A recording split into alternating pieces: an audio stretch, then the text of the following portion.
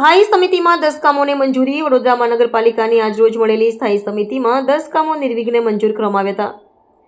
આજની આ બેઠકમાં કુલ 9 કામો અને એક વધારાનું કામ મળી 10 કામો દરખાસ્ત સ્વરૂપે મૂકવામાં આવ્યા હતા, જેમાં ચર્ચાના અંતે તમામને મંજૂરી આપવામાં આવી છે. આ કામોમાં બિલ્ડિંગ પ્રોજેક્ટ શાખા, જનસંપર્ક વિભાગ, આરોગ્ય ખાતું, પાર્ક્સ એન્ડ ગાર્ડન શાખા, જમીનની શાખા અને સામાન્ય વહીવટી વિભાગના કામો જેવા મહત્વના કામો લેવામાં આવ્યા હતા, જ્યાં ચર્ચાના અંતે તમામ કામોને મંજૂરી અપાઈ છે. કામો બાબતે સમિતિના અધ્યક્ષ ડોક્ટર શીતલ મિસ્ત્રીએ વધુ માહિતી આપી હતી. આજની સ્થાયી સમિતિમાં 9 રેગ્યુલર અને એક વધારાની દરખાસ્ત એમ કરીને ટોટલ 10 દરખાસ્તો ચડાવવામાં આવી હતી. 10 દરખાસ્તો મંજૂર કરવામાં આવી છે.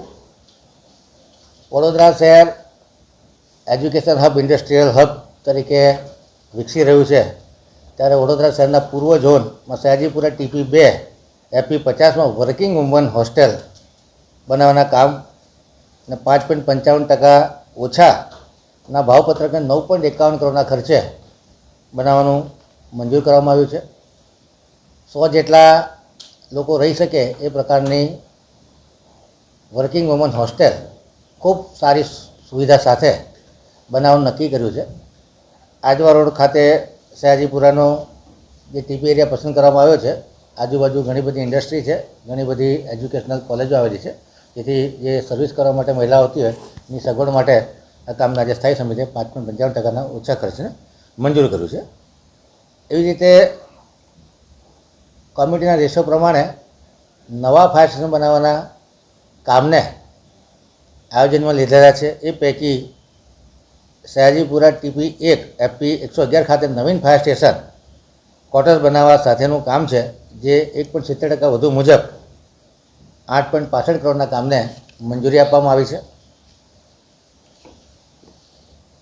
જનસંપર્ક વિભાગ દ્વારા જે કૃત્રિમ તળાવ ગણેશ વિસર્જન દરમિયાન બનાવવામાં આવ્યા હતા, તેની ફરજખાનાની કામગીરીનું જે બિલ હતું 7,95,000 એને મંજૂર કરવામાં આવ્યું છે.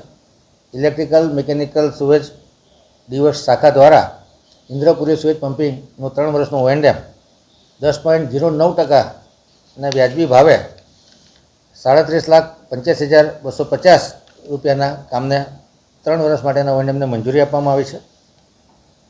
આરોગ્ય શાખા દ્વારા હૃદયરોગની શસ્ત્રક્રિયા આવનારા 4 દર્દીઓને 1,50,000 રૂપિયા એકાઉન્ટ પે ચેકથી ચૂકવવાના કામને મંજૂરી આપવામાં આવી છે. ચેકનું ડિસ્ટ્રીબ્યુશન મેયરશ્રીના હસ્તે આગામી દિવસોમાં કરવામાં આવશે. વહીવટી વોર્ડ નંબર 12માં અકોટા RC પટેલ ફાર્મથી લઈને વિશ્વામિત્રી નદી સુધીની વરસાદી ગટર લાઈન નાખવાનું કામ હતું, જે 7.77% ઓછા મુજબ 25,23,000ના કામને મંજૂર કરવામાં આવ્યું છે.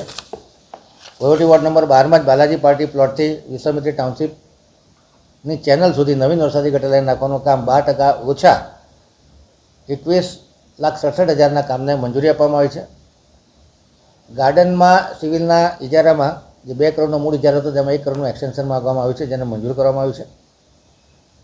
જમીન મિલકત શાખા દ્વારા આજવા ડેમને અડીને જે નેરો ગેજ લાઇન હતી, એ રેલવે જમીન કોર્પોરેશનને પાછા આપવાની તૈયારી બતાડી અને નવા બ્રોડગેજ લાઇન કે જે નવીન બ્રોડગેજ લાઇન છે, મિયાગામ ડભોઈ સંભેલા બનવા જઈ રહી છે, અને એલાઇનમેન્ટ પ્રમાણે ડેમના પાળાથી દૂર એમને નવી જગ્યા માગી છે, જેમાં 6.85 એકર જમીન આપવાની થાય, જેમ 80 હેક્ટર જમીનનું વળતર બાબતની ચર્ચા વિચારણા, એના ટ્રેકમાં આવતા ટ્રી કટિંગ માટેની ચર્ચા વિચારણા અને અતાપીની કમ્પાઉન્ડ વોલ તૂટે એ બાબતની ચર્ચા વિચારણા કરવા માટે કમિશનરશ્રીને કમિટી બનાવવાની સત્તા આપવામાં આવી છે. અને કમિટી જે રેલવે ડિપાર્ટમેન્ટ સાથે ચર્ચા વિમર્શ કરીને જે નિર્ણય લેશે એ માન્ય ગણાશે. સામાન્ય સભામાં કામને મંજૂરી માટે મોકલવામાં આવશે.